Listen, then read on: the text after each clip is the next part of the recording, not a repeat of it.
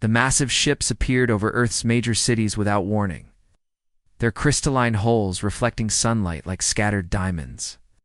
Commander Park Hyun-woo stood in the United Nations Emergency Assembly Hall, watching the live feeds from around the globe. 12 vessels, each the size of a city block, hovering silently above humanity's centers of power. "They're requesting diplomatic contact," reported Lieutenant Kim Soo-jin from the communications station. Same message broadcasting on all frequencies. In perfect Korean, English, Mandarin, every major language, the message was simple. The Galactic Concordat welcomed humanity to join their peaceful federation of 847 member species. Ambassador Veltar would arrive within the hour to present the Treaty of Unified Protection. When the alien delegation materialized in the assembly hall, their leader stood 7 feet tall with translucent skin that shifted between blue and silver. Veltar's voice resonated with mechanical precision as he placed a crystalline data tablet on the podium. "Your species shows promise," the ambassador declared, his voice echoing through the silent hall. "This treaty offers protection from the dangers of the galaxy. In exchange, your population will be limited to 5 billion, your technology restricted to approved levels, and 20% of your resources will contribute to Concordat stability." President Lee Min-ho felt his blood run cold.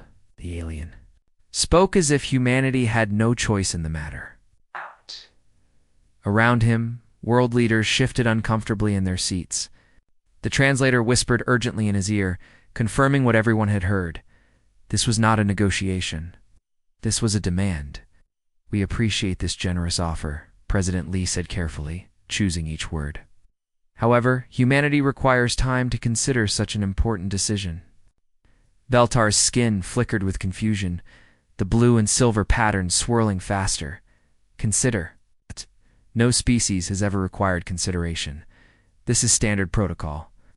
You review the terms, you sign, and you receive protection. Simple. LS. We need 6 months." The ambassador's form shimmered with what might have been irritation. His large eyes, completely black, like polished stones, fixed on the human president. "Very well. But understand the galaxy is dangerous for those without protection. Many civilizations have made the mistake of refusing our guidance. None survived." The threat hung in the air like smoke. Commander Park Hyun-woo watched the alien carefully. He had spent 20 years in the military, and he recognized a predator when he saw one. This creature was not offering protection. It was offering slavery with better terms. "We understand," President Lee replied. 6 months. After the aliens departed in their shimmering light, the real work began. President Lee activated classified communication channels to every world leader. Prime Minister Oh Jae-min in Seoul, Chancellor Wang Lehu in Beijing. President Smith in Washington. Every nation received the same message. Operation Free Sky is now active. "We have 6 months to prepare for war." Response was immediate. Within hours, military bases across the globe buzzed with activity. General Kim Nam-joon coordinated with his counterparts in every major nation. For the first time in human history, all weapons pointed in the same direction, award the stars. Dr. Park So-young, head of the Global Research Initiative, began analyzing every second of the alien visit. "Their technology is advanced, but not impossible," she reported to the Emergency Council. "The materialization device, the translation systems, even their ships we can understand this." "Can we fight it?" asked Admiral Yang Haijin. "Give me 6 months, and we'll find out." Meanwhile, Captain Han Sel-gi prepared the most ambitious project in human history. Every space agency, every private company, every resource on Earth would be directed toward a single goal: building a fleet capable of defending humanity's freedom. The work began immediately. Factories retooled overnight. Scientists shared research that had been classified for decades. Nations that had been enemies for generations suddenly found themselves working side by side, united by a common threat. In the asteroid belt, automated mining systems that had been dormant for years roared to life.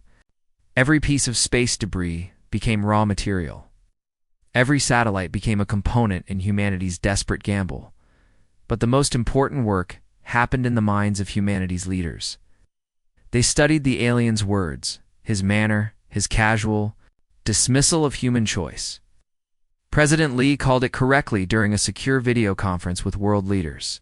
"They've done this 847 times before," he said. "They expect compliance because they've never encountered resistance. Every species they've contacted has been peaceful, probably similar to them. They have no experience with a species that has spent 10,000 years perfecting warfare." Colonel Jung Jung Dahain, head of tactical planning, reviewed humanity's military history. "Every human conflict has taught us something about fighting.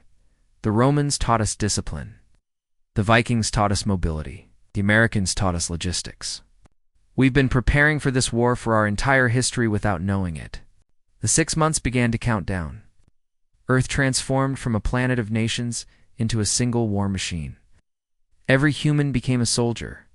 Every factory a weapons plant. Every mind focused on a single question: how do we make them pay for underestimating us? As the alien ships departed, leaving only silent observation drones at the edge of the solar system, humanity prepared to give the galaxy its first lesson in human nature. They had offered treaties written by masters for slaves. Earth would answer with warships crewed by free people who chose death over submission. The countdown had begun. 6 months later, Admiral Cho Jae-sung stood before the assembled Concordat fleet, his image broadcasting across every frequency in the solar system. Behind him, the newly constructed Earth Defense Force ships hung in formation, hundreds of vessels that hadn't existed when the aliens first arrived. The transformation had been incredible. Where once Earth had only a few aging space stations, now a mighty fleet stretched across the darkness. Each ship bore the symbol of united humanity, a blue marble wrapped in silver wings. Admiral Cho felt pride swell in his chest as he looked at what his species had accomplished in just 6 months. "Ambassador Veltar, we have reached our decision," Admiral Cho announced, his voice steady and clear. "Humanity respectfully declines your treaty. Choose to determine our own fate among the stars." The silence that followed felt heavy. On the bridge of the flagship Sejong, every officer held their breath. Lieutenant Park Ji-ho monitored the alien communications, watching. As frantic signals passed between the Concordat ships, Commander Lee Soo-bin kept her eyes on the weapon systems. Ready to react at the first sign of hostility, the alien ships shifted formation, their crystalline hulls pulsing with agitated light. The peaceful blue and silver patterns that had once seemed beautiful now flickered with angry red streaks. Beltar's response crackled through the communication array, his mechanical voice carrying disbelief. "This is unprecedented. No species refuses Concordat protection. You condemn yourselves to extinction." Admiral Cho remained calm. He had expected this reaction. During the past 6 months, intelligence teams had studied every transmission from the alien observation drones. They had learned that the Concordat had never faced rejection before. Every species in their federation had signed the treaty willingly, grateful for protection from the dangers of space. "We thank you for the warning," Admiral Cho replied. "However, humanity has faced extinction before. We survived by standing together, not by kneeling separately." The truth of those words resonated through the human fleet. Earth had survived ice ages, plagues, wars, and disasters that would have destroyed weaker species. Each time humanity had emerged stronger, more determined, more united. Captain Song Min-young, monitoring the alien fleet from the bridge of the battleship Tagook, reported increasing energy signatures. "Sir, they're powering weapon systems." Expected Admiral Cho nodded. "All ships maintain defensive positions. Let them make the first move." The waiting began. On every human ship, crews stood ready. Engineer Kim Hae-won checked the shield generators one final time. Weapons Officer Park So-young calibrated the plasma cannons that had been reverse-engineered from alien technology. Medical Officer Jung Dae-han prepared the emergency treatment centers. Returned, colder now, filled with the certainty of someone who had never been challenged. "You do not understand the galaxy beyond your small world. There are predators among the stars, ancient evils that consume entire civilizations. Without our protection, you will be devoured." Perhaps Admiral Cho replied. but we would rather face those predators as free beings than live as your pets. Alien ambassador's next words carried the weight of absolute authority. You have one final chance. Sign the treaty now, and your rebellion will be forgotten. Refuse, and we will demonstrate why 847 species chose wisdom over pride. Admiral Cho looked around the bridge of the Sajong. Every face showed the same determination. These were people who had given up comfortable lives to defend humanity's freedom. Captain Oh Jae-min had left his family. Lieutenant Colonel Kim Nam-jun had abandoned a promising career. They all understood what was at stake. Our answer remains the same, Admiral, Cho said firmly. Humanity will not trade freedom for safety. The alien fleet began to move, forming an attack formation that had intimidated countless worlds. But something was different this time. The human ships did not scatter in fear. Instead, they moved with military precision, taking positions that maximized their defensive capabilities. Major Yang Haijin, commanding the escort destroyer Hanbok, watched the alien movements with professional interest. They're using standard intimidation tactics, she reported, attempting to create fear through superior numbers and positioning. It won't work, replied her tactical officer, Lieutenant Han Selji. Our crews trained for this exact scenario. The Concordat had made a critical error. They had never encountered a species that had evolved through constant warfare. They had learned to face overwhelming odds with courage rather than surrender. Veltar's final. So be it. The Concordat will return in 1 year to claim what remains of your civilization. As the alien fleet departed, their crystalline hulls reflecting the light of Earth's sun one last time, Admiral Cho addressed his fleet. They expect to find a broken civilization when they return. Instead, they will find humanity ready to teach the galaxy a lesson about the price of freedom. The countdown to war had begun. Transformation of the solar system began immediately. Captain Han Selji commanded the mining operations in the asteroid belt, where automated factories worked around the clock. Every piece of space debris became raw material for the war machine humanity was building. The asteroid belt had become a vast industrial complex. His robotic miners carved into rocks that had floated in space for millions of years, extracting iron, nickel, and rare metals. The materials flowed through massive processing stations that had been built in record time. Production rates are exceeding projections, reported engineer Park So-young from the primary construction platform. We're launching 2 new battleships every day. The numbers were staggering. In the 6 months since the aliens left, humanity had built more spacecraft than in all previous history combined. The shipyards stretched across hundreds of kilometers, each one a marvel of engineering and desperate determination. Ships rolled off the production lines like cars from an assembly plant. Every nation had dissolved their individual forces into the unified Earth Defense Force. Former enemies now worked side by side, sharing technology and tactics that had been state secrets months before. The sight still amazed Jung Dehaen. In the command center in Geneva, officers from every nation worked together seamlessly. Russian engineers shared rocket technology with American scientists. Chinese strategists planned battles alongside European tech. Disappeared, replaced by a single identity: human. Intel reports from the Pacific sector, announced Lieutenant Kim Minho, reading from his display. Japanese underwater shipyards have completed 50 attack submarines. They're ready for deployment. Excellent, Jung Dehaen replied. Have them join the Australian fleet for deep space patrol duty. The Concordat surveillance drones watched from the system's edge, transmitting data back to their masters. What they saw defied their understanding of newly contacted species. Entire civilization into a weapon. Every human had become a soldier in some capacity. Children learned mathematics by calculating missile trajectories. Students studied chemistry by developing better explosives. Artists designed camouflage patterns for spacecraft. Musicians composed marching songs for troops heading to battle. Even elderly people contributed, sharing stories of past wars and the lessons learned from them. Admiral Yang Haijin reviewed the intelligence reports from the alien observers. They're studying us, she noted during the morning briefing. Let them watch. Every species in their federation was peaceful when they made contact. They have no experience fighting a species that evolved through constant warfare. The morning briefings had become the most important meetings in human history. Representatives from every military branch, every scientific discipline, every major industry gathered to coordinate the war effort. The room buzzed with constant activity as reports came in from across the solar system. Colonel Kim Tae-ho, head of tactical development, displayed the latest weapons schematics. We've reverse-engineered their shield technology from the diplomatic ship's emissions. Our new plasma cannons can penetrate their defenses. The breakthrough had come from an unexpected source.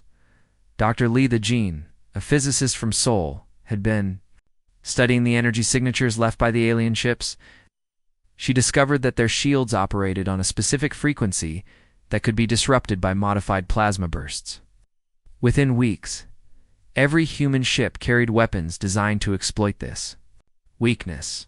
But we can't assume they won't adapt, warned Captain Song Min-young from her seat at the strategy table. They've had a year to study us, too. The preparation went beyond just weapons and ships. Humanity had to learn to think like a military force. Cities became fortresses, with hidden weapon emplacements and underground bunkers. Every civilian learned basic combat skills. Supply lines were established to keep the fleet fed and armed. Communication networks were hardened against alien interference. Commander Park Ji-ho led the intelligence operations, analyzing every piece of data about the Concordat. We've identified their primary weaknesses, he reported. They rely on intimidation rather than actual fighting. Human broadcasts filled the galaxy with messages of defiance. Music, art, and literature that celebrated freedom and resistance spread to other worlds. Some species in the Concordat Federation began to question their own submission. We're receiving encrypted messages from 12 different worlds, reported Communications Officer Kim Hae-won. They're asking about our resistance methods. Some are considering their own rebellions. Admiral Yang smiled grimly. The Concordats' greatest fear is coming true. We're not just defending ourselves, we're inspiring others to fight for their freedom. As the months passed, the transformation continued. Earth's children learned to shoot before they could properly write. Factories that once made toys now produced ammunition. Warfare. The planet that had given birth to art and music and literature had become a weapon pointed at the stars.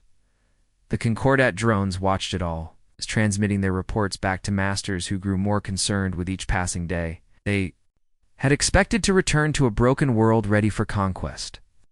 Instead, they saw a species that had turned preparation for war into an art form. The countdown continued, and humanity grew stronger with each passing day. The Concordat test fleet arrived exactly 1 year later. 50 ships led by war leader Zethmar, veteran of a dozen pacification campaigns. His force represented overwhelming superiority by galactic standards. Zethmar stood on the bridge of his flagship, studying the tactical displays with confidence. His crystalline armor gleamed with battle honors from worlds that had learned to fear the Concordat's power. His officers, prepared for what they expected to be a routine demonstration of force. Primitive vessels detected, reported his tactical officer. Crude metal construction, chemical propulsion systems. This will be concluded quickly. The alien commander nodded with satisfaction. The human ships looked exactly like what he expected. From a newly contacted species, bulky, slow, and clearly inferior to Concordat technology. His fleet of elegant crystalline vessels would make short work of these crude metal boxes. Begin standard pacification protocol, Zethmar ordered. Disable their weapon systems, but leave enough ships intact to demonstrate our superiority. Admiral Cho waited until the alien fleet entered the asteroid belt before springing his trap. The mining platforms suddenly revealed themselves as weapons platforms, their disguised cannons opening fire simultaneously. The first volley caught the Concordat completely by surprise. What had appeared to be simple mining equipment suddenly bristled with plasma cannons, missile launchers, and particle beams. The asteroids themselves erupted with hidden weapons, turning the entire belt into a massive ambush. Impossible.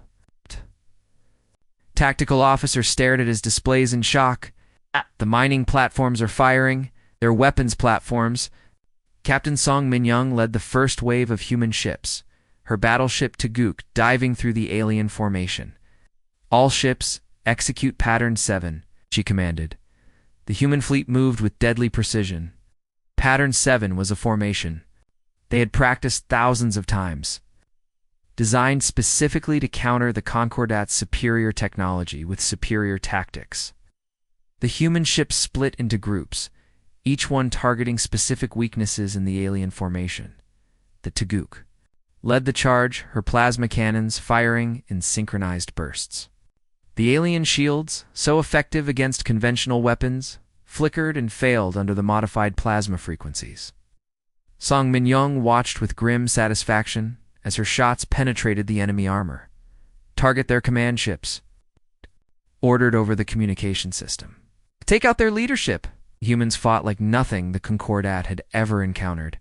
Their ships used ramming attacks, sacrificial moves, and coordinated strikes that turned individual vessels into components of a larger weapon. When the Taguk took critical damage, Captain Song didn't retreat. She aimed her dying ship at the Concordat flagship. "All hands, prepare for impact," Song Min-young announced to her crew. "We're going to take their command ship with us." The bridge shook as enemy fire tore through the hull. Sparks flew from damaged control panels. The life support systems began to fail. But Captain Song kept her ship on course, her hands steady on the controls as she guided her vessel toward the enemy flagship. "This is insane." War leader Zethmar watched his superior fleet being systematically dismantled. "They're destroying their own ships." The alien commander could not understand what he was seeing.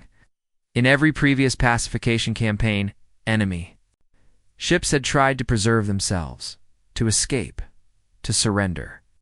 But these humans seemed eager to die, using their own vessels as weapons of destruction. "They're ramming us," his tactical officer reported in panic. Multiple ships on collision courses.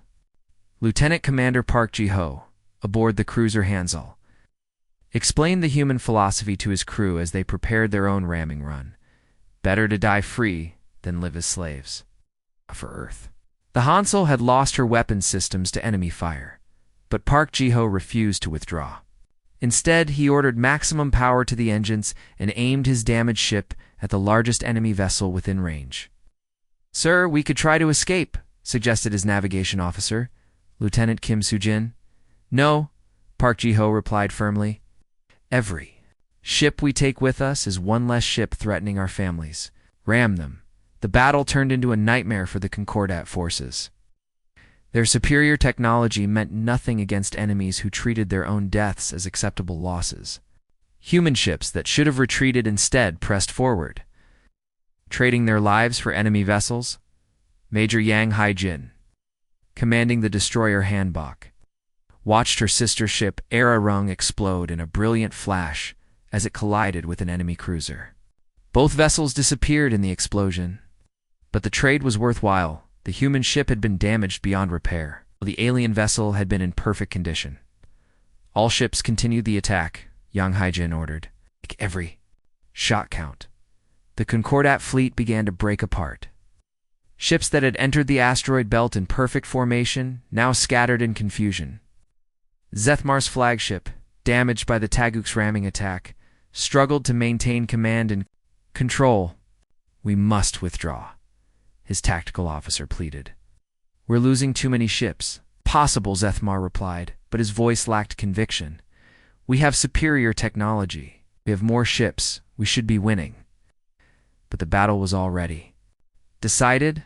The humans had turned the asteroid belt into a death trap, and every Concordat ship that entered became a target for weapons they had never encountered in tactics they could not comprehend. When the battle ended 6 hours later, only 12 alien ships limped away from the asteroid belt. The human fleet had been reduced to scattered survivors, but they had proven their point. Earth would not submit quietly to conquest. The news of Earth's victory spread faster than the Concordat could suppress it.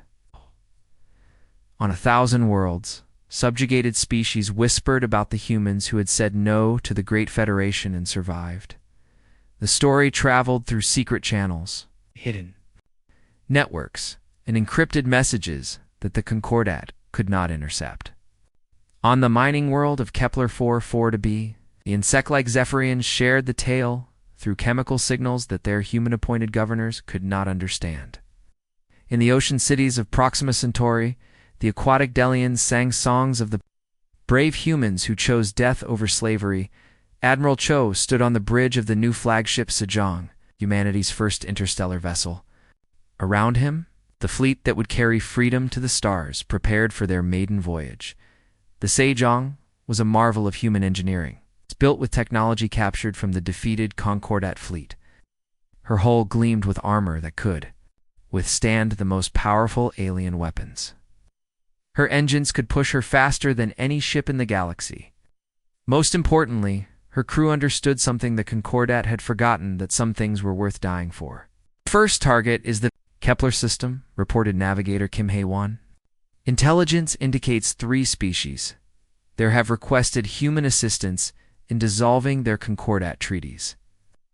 The messages had been arriving for months. Secret transmissions from worlds throughout the galaxy, all asking the same question.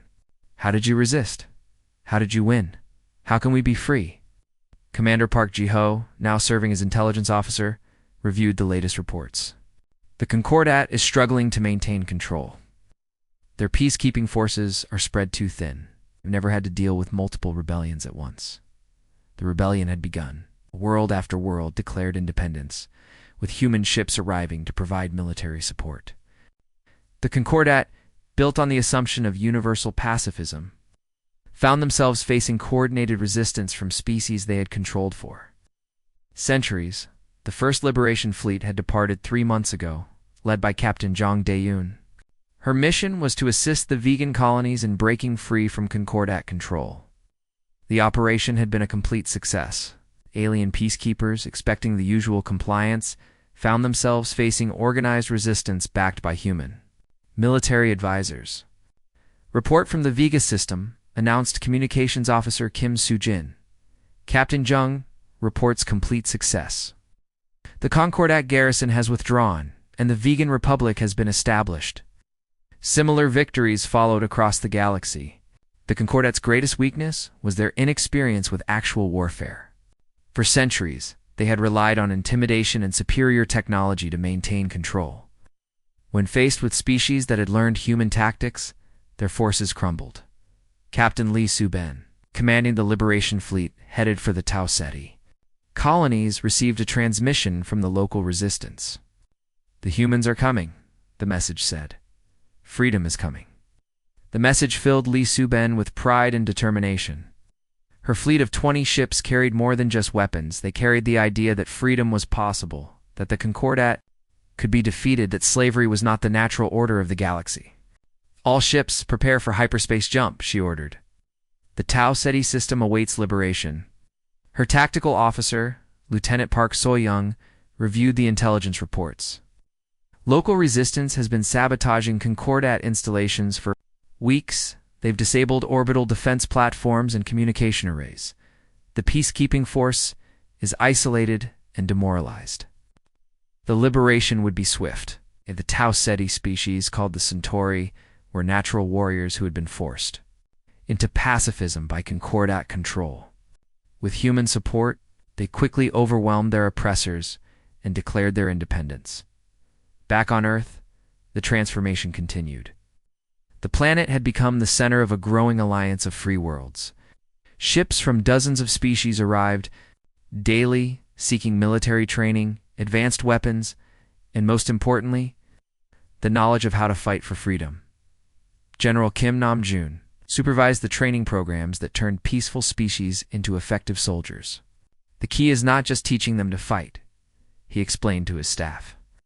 "We must teach them to think like warriors, to value freedom more than safety." The results were remarkable. Species that had been passive for centuries rediscovered their fighting spirit.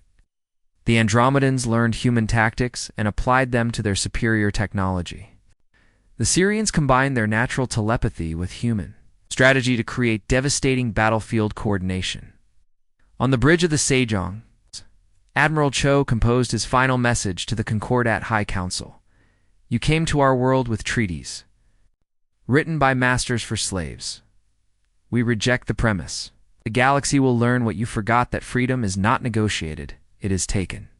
Every species has the right to choose their own destiny among the stars. The message was broadcast across the galaxy, reaching every world in the Concordat Federation. Within hours, new rebellions erupted on dozens of planets. The Great Federation, built on the foundation of enforced peace, began to crumble as its member species remembered what they had lost. The Concordat High Council, meeting in emergency session, realized their greatest fear had come true. They had not just failed to conquer humanity, they had created a virus of freedom. It was spreading throughout their empire. As the Sajong and her escort fleet jumped to hyperspace, heading for their next liberation mission, Admiral Cho looked out at the stars with satisfaction. The galaxy was changing. The age of enforced peace was ending, replaced by something far more precious, the right of every species to determine their own fate. The war for freedom had begun, and humanity would not rest until every world had the chance to choose liberty over security, courage over comfort, and dignity over submission.